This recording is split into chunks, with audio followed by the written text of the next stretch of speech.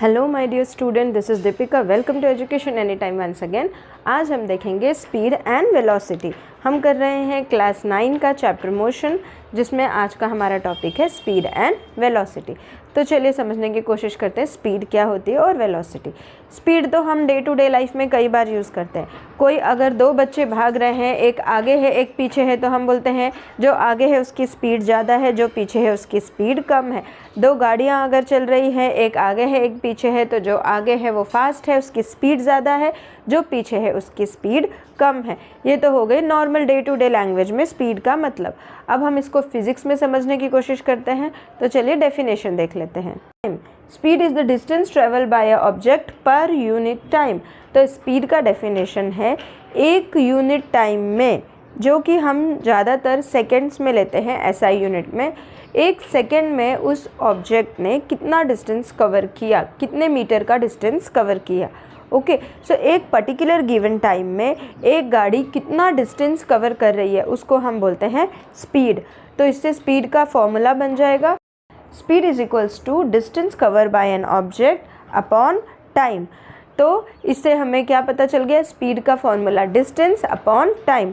अब अगर स्पीड आपको फाइंड करनी है and distance and time given है, तो आप दोनों को डिवाइड करके स्पीड फाइंड आउट कर लोगे।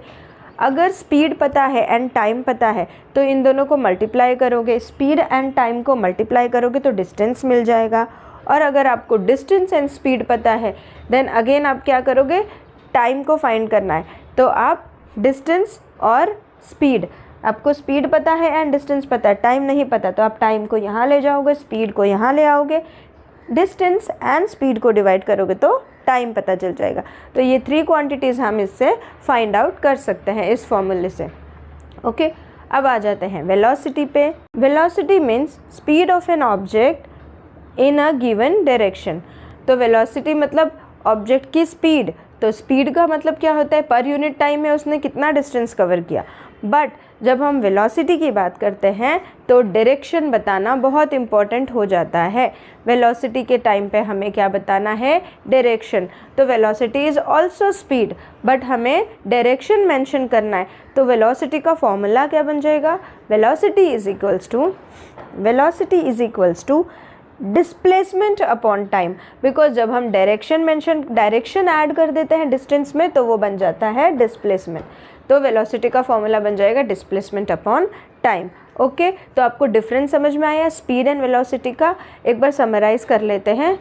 Speed is a distance cover bye a object in a given time.